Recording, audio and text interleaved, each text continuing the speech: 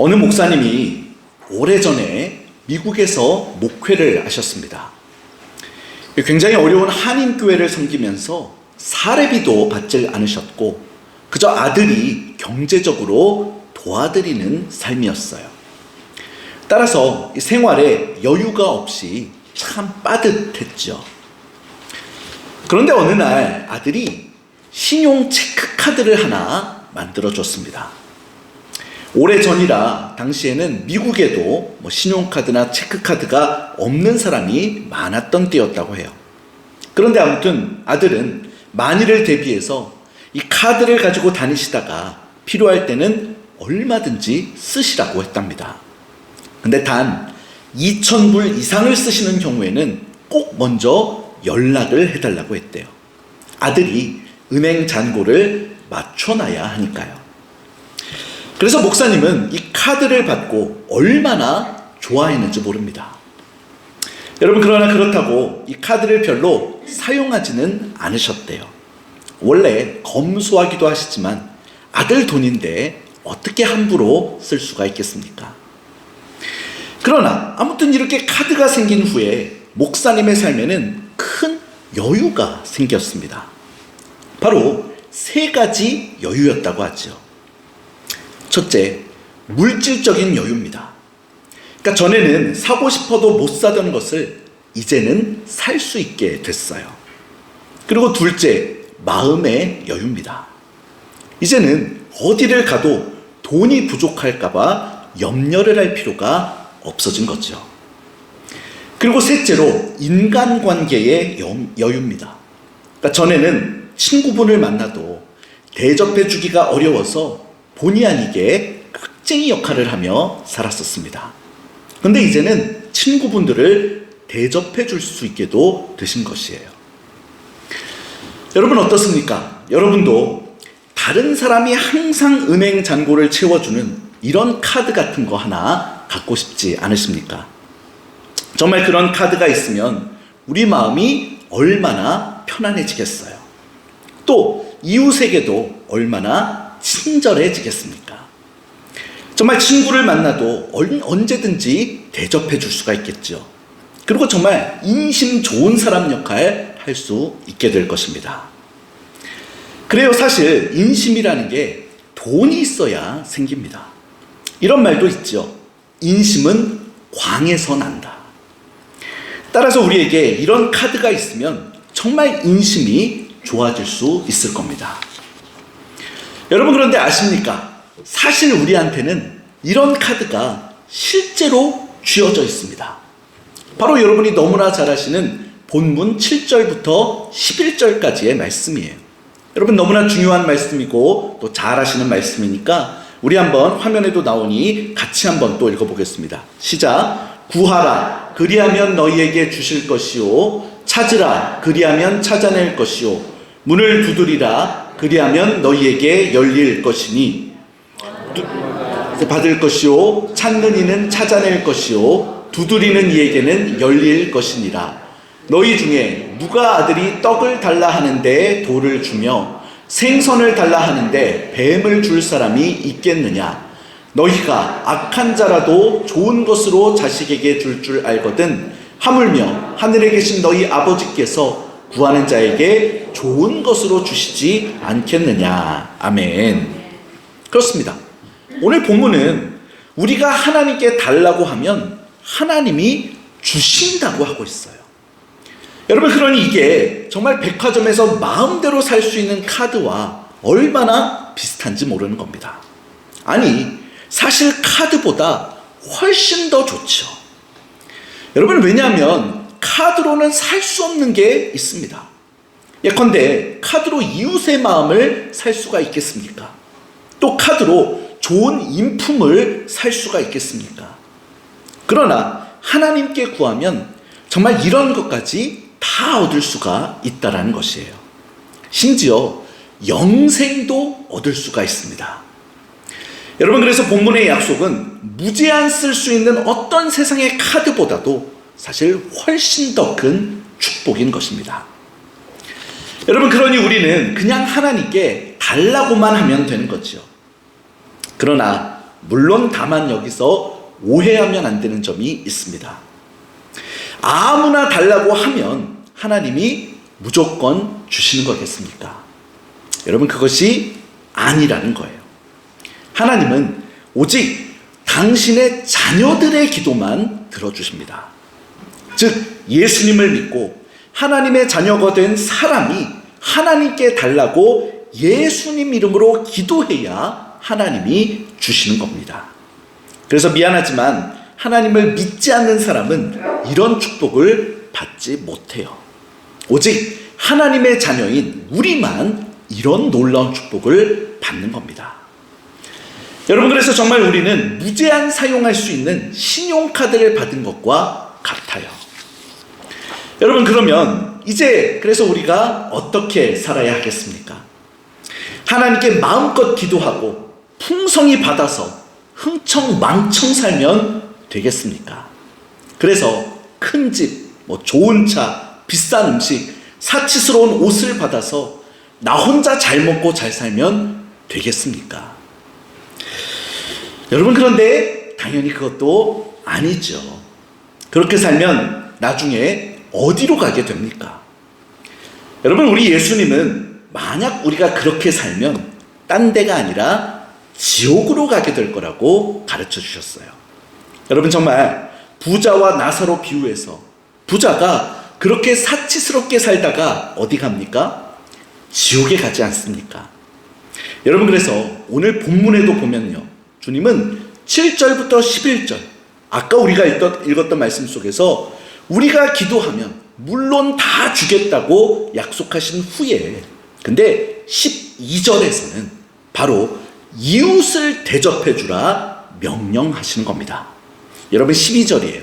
우리 중요한 말씀인데 같이 읽어보겠습니다. 시작. 그러므로 무엇이든지 남에게 대접을 받고자 하는 대로 너희도 남을 대접하라. 이것이 율법이요 선지자니라. 아멘. 그렇습니다. 우리는 하나님께 기도해서 복을 받으면 그것으로 이웃을 잘 대접해줘야 하는 것이에요. 여러분, 따라서 우리는 오늘 본문에서 세 가지를 알 수 있게 됩니다.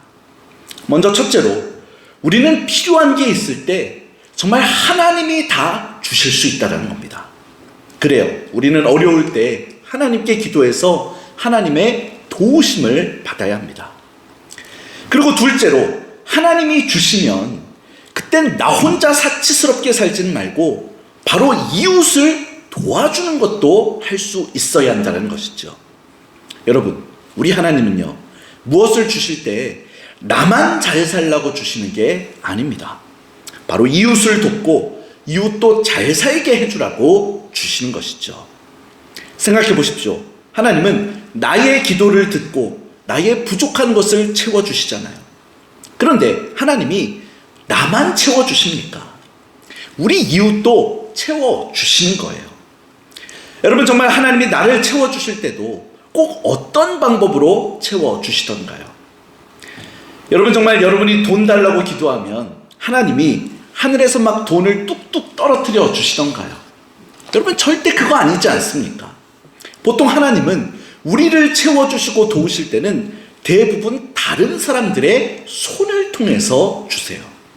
그러니 하나님이 나에게 복을 주실 때 이웃을 통해서 주신다면 반대로 이웃에게 복을 주실 때도 마찬가지로 나를 통해서 주신다라고 하는 이 섭리를 알아야만 하는 겁니다. 그래서 정말 하나님이 나에게 복을 주시는 것도 바로 내가 하나님의 도구가 되어서 이웃에게 하나님의 복을 전해주라고 주신 것일 수 있다는 것이죠. 그렇습니다. 하나님은 내 기도를 듣고 복을 내려주세요. 그리고 또 동시에 하나님은 내 이웃의 기도도 듣고 복을 내려주십니다. 그런데 이웃의 기도를 들어주실 때 나에게 복을 주셔서 나를 통해 이웃의 기도에 응답해 주시는 경우들이 많다는 겁니다. 심지어 불신자를 도와주실 때도 나를 도구로 삼아서 도와주실 수도 있어요. 여러분, 그래서 우리는 정말 하나님의 복을 받으면 반드시 이웃을 잘 도와야 하는 겁니다. 그리고 또한 세 번째로, 우리가 정말 하나님을 믿기 위해서도 남을 먼저 대접해줘야 한다는 것이에요. 여러분, 오늘 본문 12절 말씀 다시 눈여겨보십시오. 남에게 대접을 받고자 하는 대로 남을 대접해야 한다라고 하신 걸 보면 결국 순서상으로 어떻게 됩니까? 내가 대접을 받은 후에 대접해 주라는 거겠어요? 아니면 대접을 받기 전에 네가 그냥 먼저 남을 대접하라는 것이겠습니까? 여러분, 이것은 너무나 당연하게 바로 네가 먼저 대접해 주라는 말씀이죠. 그렇습니다. 그래서 우리는 이웃을 먼저 대접해 줘야 하는 거예요. 정말 우리가 이웃을 먼저 대접해 줘야 우리가 진정으로 화목하고 행복하게 살 수 있는 삶과 관계가 열려지게 되는 것입니다. 전에 결혼을 앞둔 한 남녀가 모처럼 아주 좋은 음식점에서 식사를 하게 됐어요.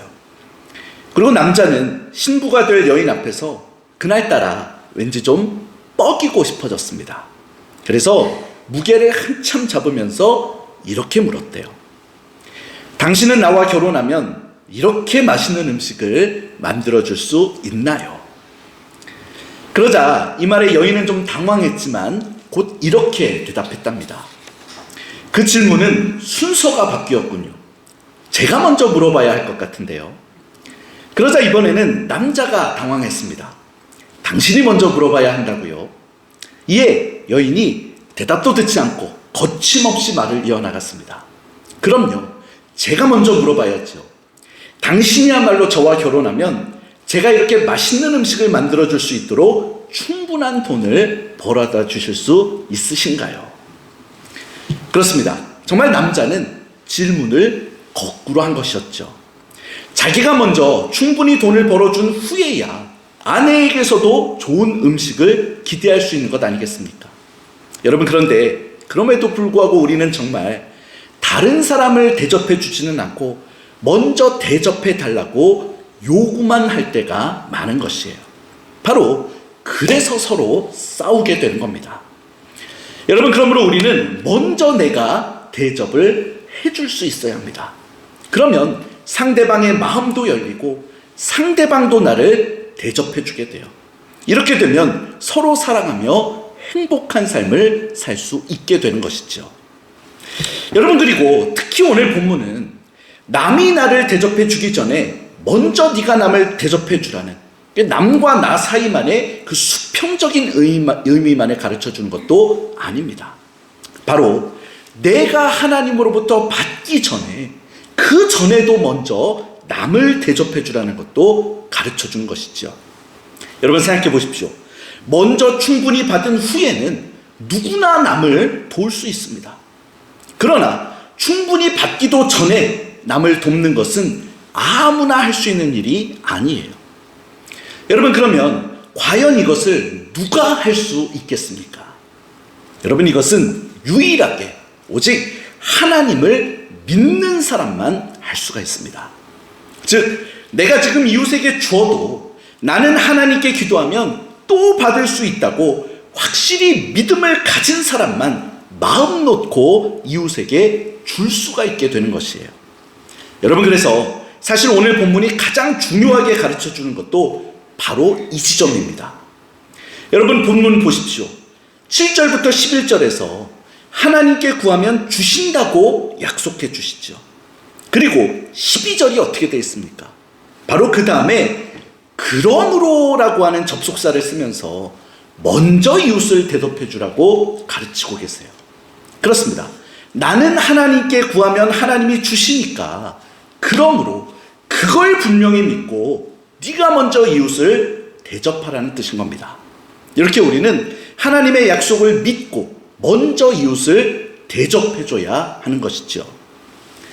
여러분, 저한테 애가 셋 있지 않습니까? 그런데 얘들이 한참 어릴 때 어느 날 아는 분이 장난감을 하나 선물했습니다. 그러자 셋이 서로 자기가 가지겠다고 싸워요. 여러분, 그러면 이럴 때 어떻게 하면 싸움이 그치게 되나요? 간단합니다. 바로 새로 더 사주면 되죠. 아니, 약속만 해줘도 사실 금방 풀립니다. 예컨대 제일 큰 애한테 그거 동생 줘라. 너는 내일 새 걸로 하나 사줄게. 그러면 비로소 마지가 동생에게 양보를 할 수가 있게 되는 것이죠. 그렇습니다. 정말 부모님의 약속만 믿어도 이렇게 양보를 할 수가 있어요. 근데 하물며 하나님의 약속은 어떠하겠습니까? 그러니 우리가 하나님의 약속을 받은 사람들인데 어디 우리가 서로 가지겠다고 싸워서야 될 노릇이겠습니까? 하나님의 약속을 믿는 자라면 그 약속을 믿는 가운데 얼마든지 서로 양보해주는 모습을 우리는 나타내야 하는 것입니다. 그리고 우리가 이렇게 하나님을 믿고 먼저 이웃을 대접해주면 하나님이 어떻게 해주시게 됩니까? 여러분, 진짜로 어마어마한 축복을 내려주시게 되는 거예요. 여러분 그거 아십니까? 사실 하나님은 축복해 주려고 예정하신 것도 우리가 남을 대접해 주지 않으면 축복해 주지 않고 보류해 두시는 경우가 많습니다. 그러다가 우리가 남을 대접해 주면 그제서야 축복해 주시는 것이죠. 여러분 정말 창세기의 야곱을 보세요. 야곱은 나면서부터 형한테 늘 이기려고 애를 썼더랬습니다. 그리고 급기야 사기를 쳐서 죽 한 그릇으로 형의 장자권을 샀죠. 또 아버지를 속여서 장자의 축복도 가로챕니다. 여러분 근데 그 다음을 보세요. 그래서 야곱이 장자의 그 축복권을 잘 누리게 됩니까? 여러분 그 이후의 사건들을 보면 절대로 못 누렸습니다. 오히려 그는 목숨을 부지하기 위해서 집을 떠나야만 했고요. 그리고 외삼촌 집에 가서 자기 못지않은 그 사기꾼 같은 외삼촌 라반을 만나서 수없이 속으며 20년 동안이나 죽도록 고생만 합니다. 근데 그러다가 그가 언제 장자의 권리를 비로소 누리게 되나요? 바로 20년의 타향살이를 끝내고 집으로 돌아와서 자기가 그렇게 이기려고 했던 형 앞에 엎드리며 그를 높여줄 때였어요. 실제로 야곱이 에서를 만나서 뭐라고 합니까? 창세기 33장 10절 하반절이에요. 내가 형님의 얼굴을 배운 즉 하나님의 얼굴을 본 것 같사오며. 여러분 사실은 과장이 좀 넘치는 표현이죠. 근데 어쨌든 형을 이토록 높여준 것만은 틀림없습니다. 그리고 이렇게 야곱이 형 에서를 높여주자 에서가 그 땅을 양보하고 쿨하게 자기는 세일산으로 떠나요. 그래서 야곱은 비로소 본향에서 장자의 축복을 그제서야 누리게 되는 겁니다. 여러분 아십니까? 사실 야곱은 태어나기도 전에 이미 장자의 축복을 받았더랬어요. 즉 창세기 25장에 보면 큰 자가 어린 자를 섬길 거라고 그의 어머니 리브가의 태중에서부터 예언 말씀을 주신 바 되었었습니다. 창세기 25장 21절 하반절부터 23절까지 말씀 제가 읽어드립니다. 그의 아내 리브가가 임신하였더니 그 아들들이 그의 태 속에서 서로 싸우는지라 그가 이르되 이럴 경우에는 내가 어찌할꼬 하고 가서 여호와께 묻자온되 여호와께서 그에게 이르시되 두 국민이 내 태중에 있구나. 두 민족이 내 복중에서부터 나누이리라. 이 족속이 저 족속보다 강하겠고 큰 자가 어린 자를 섬기리라 하셨더라. 여러분 그래서 이걸 보면 정말 애초에 야곱한테는 하나님의 장자의 축복을 이루게 해주실까라는 것이 정해진 사실이었다라고요. 여러분 그러나 형을 대접하지 않고 속임수로 장자의 권리를 얻으려고만 했을 때는 그는 그걸 얻지 못했습니다. 오히려 고생만 했죠. 또 그의 가정도 수없이 파괴되어지기만 했습니다. 근데 그러다가 먼저 형을 대접해 주니까 비로소 하나님의 약속된 축복을 주시게 되는 거예요. 여러분 그러니 이 모습을 잘 보셔야 합니다. 내가 이웃에게 주니까 하나님의 축복도 비로소 나에게 임하게 되는 겁니다. 그래서 나도 복을 받고 이웃도 복을 받고 모두 다 행복해지게 되는 것이에요. 그리고 이에 따라서 하나님의 뜻이 온전히 이루어지고 하나님께서도 영광을 받으시게 되는 겁니다. 그렇습니다. 하나님은 우리가 다 행복하기를 원하시죠. 그래서 우리가 구하는 기도들을 열심히 들어주십니다. 그런데 우리가 이웃을 사랑하지 않고 내 욕심만 부리면 기도를 해도 복을 받지 못하고 행복을 얻지를 못해요. 오히려 이웃과 다툼만 생기고 더 불행해집니다. 그러므로 우리는 이웃을 사랑하는 가운데 우리 욕심을 버리고 먼저 이웃을 대접해 줄 때 비로소 진정한 하나님의 축복을 받게 되는 겁니다. 그런데 우리가 또 그냥 이웃을 사랑하며 대접해 주기는 무척 어렵죠. 우리는 이기적인 사람들이기 때문이에요. 그래서 하나님은 우리에게 바로 이런 축복의 약속을 주시는 겁니다. 즉 우리가 기도하면 하나님이 다 응답해 주시겠다라는 것이죠. 그러므로 우리가 이것을 분명히 믿으면 우리는 얼마든지 이웃을 대접할 수 있게 되는 겁니다. 즉 이웃에게 명예도 양보할 수 있고 어려운 이웃을 시시때때로 도와줄 수가 있게 돼요. 심지어 지금 당장 나에게 여유가 없어도 이웃에게 모든 것을 털어서 긁어서라도 사랑을 베풀어 줄 수 있습니다.